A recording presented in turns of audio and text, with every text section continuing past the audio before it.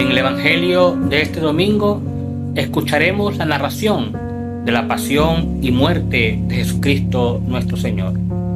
Y de este Evangelio podremos extraer varios puntos que nos servirán de reflexión a los matrimonios. El primer elemento o el primer punto importante que podemos tomar de este Evangelio se refiere a cómo Jesús es condenado injustamente en un juicio con testigos falsos, con falsos testimonios. Pero Jesús acepta sus culpas, acepta el sacrificio. No porque Jesús no tuviera la capacidad o el poder para revertir esa situación. Jesús lo tenía. En el Evangelio podemos leer o escuchar cuando Jesús en el Monte de los Olivos es apresado y Pedro saca su espada y con su espada hiere al criado de su sacerdote. Jesús le dice que guarde su espada, que si él quisiera, ahorita mismo le pediría a su padre y su padre enviaría más de 12 legiones de ángeles a defenderlo. Jesús no asume su sacrificio por impotencia, lo asume por amor a nosotros.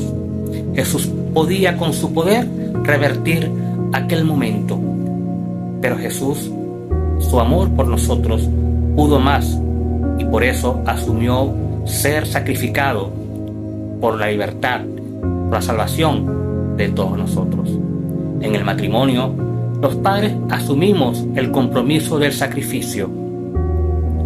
Decidimos dar hasta la vida por nuestra familia. Cada acción que hacemos, cada sacrificio que hacemos por el bienestar de los nuestros, lo hacemos por amor.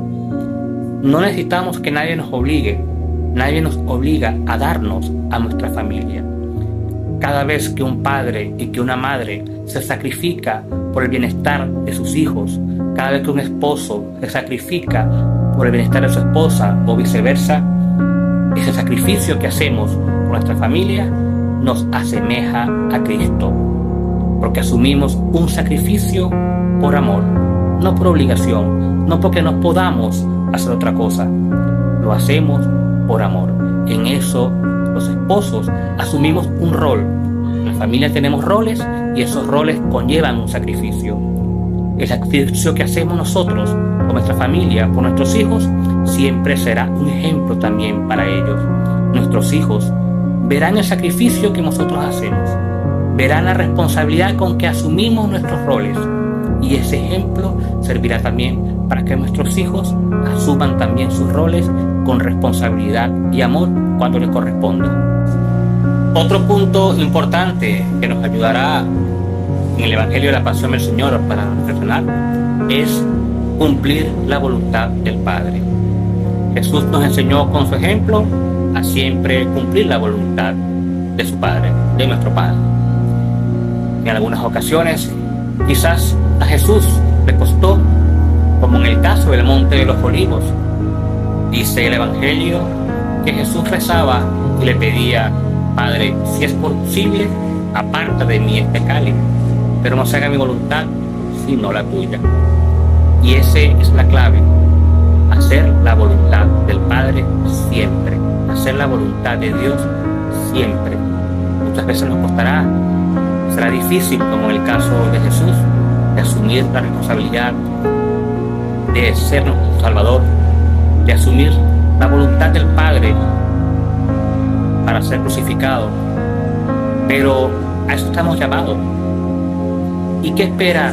¿Cuál es la voluntad de Dios para los matrimonios?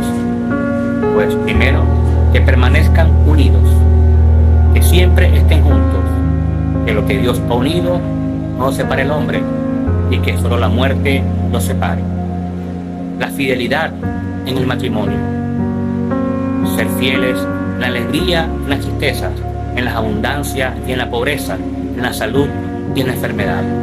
Que los matrimonios están llamados a ser siempre fieles y leales unos a otros, a permanecer siempre en el Señor, sobre todo a educar a nuestros hijos en la fe y en el amor de Dios. Esa es la voluntad del Padre para los matrimonios.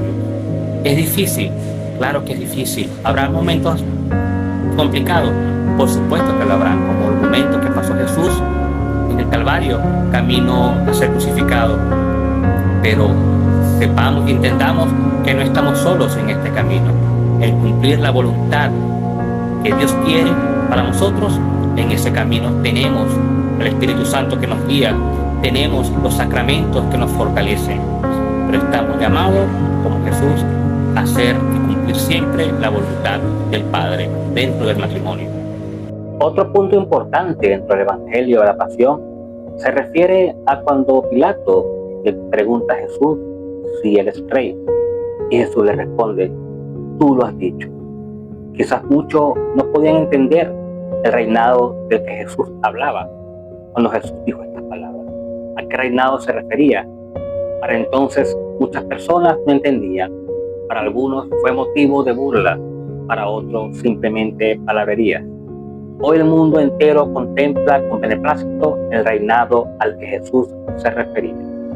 En el matrimonio, los esposos estamos llamados a reinar con Jesús, y ese reinado muchas veces el mundo no lo entenderá. El mundo no entenderá, por ejemplo, la fidelidad de un esposo para su esposa o viceversa. El mundo, por ejemplo, no entenderá que una madre deje todo por dedicarse al cuidado y la educación de sus hijos. El mundo no entenderá que unos padres antepongan el pasar tiempo junto a su familia antes que los amigos, las fiestas, los juegos, etc. El mundo quizás no entenderá que para un matrimonio primero sea acudir a la iglesia antes que a otros eventos. El mundo quizás tampoco entenderá el deseo de estar siempre cumpliendo y recibiendo los sacramentos. Son cosas que el mundo quizás no entienda. Tal vez muchas veces los matrimonios puedan ser objetos de burla, objetos inclusive de rechazo. Puede ser excluido de ciertos grupos sociales o de amigos, porque simplemente ese reinado muchos no lo comprenderán. Pero estamos llamados a cumplir, a seguir ese reinado, a vivir bajo los designios del Señor, a cumplir la voluntad de Dios para los matrimonios. Otro punto que podemos meditar en el Evangelio de este domingo se refiere a la misericordia con el que se equivoca. Jesús sabía que Pedro lo iba a negar y que Judas lo iba a traicionar. Sin embargo, nunca el trato fue distinto hacia ellos. Por el contrario, Jesús siempre los trató con misericordia hasta el último instante. A Judas le intentó despertar su conciencia en aquellas palabras en la última cena, cuando le dijo: hay de aquel que entregue al Hijo del Hombre, más le valdría no haber nacido. Esas palabras buscaban que Judas se arrepintiera de lo que quería hacer, de que despertara su conciencia y no llevara a cabo la traición que estaba tramando. A Pedro también lo trató siempre con misericordia, a pesar de que sabía que lo negaría 3 veces. En el matrimonio, lo más seguro es que tu pareja se equivoque, no una ni 2, sino muchas veces a lo largo de la vida matrimonial. Por lo tanto, debemos estar conscientes de eso y tratar de reaccionar de la mejor manera posible ante los errores o ante las equivocaciones de tu pareja y también de tus hijos. Sabemos que es muy difícil. Muchas veces resolvamos mal ante las equivocaciones de nuestros cónyuges, pero debemos ver el ejemplo de Jesús, de cómo, sabiendo que uno lo iba a traicionar y que el otro lo negaría, siempre tuvo la misericordia con ambos. Debemos entender que no existe el ser ideal. Nos casamos con seres reales, que tienen defectos, tienen virtudes. Por lo tanto, debemos también amar sus defectos y sus virtudes e intentar corregir desde la misericordia y desde el entendimiento, con mucha empatía hacia nuestro prójimo y hacia nuestros cónyuges, hacia nuestros hijos, para que también cuando nosotros nos equivoquemos nos sepan entender y nos sepan perdonar. Que este Evangelio nos ilumine a todos y nos inspire a cumplir la voluntad del Señor, a pesar de las dificultades. Que la pasión del Señor nos fortalezca y nos anime a ser mejores cada día. Amén.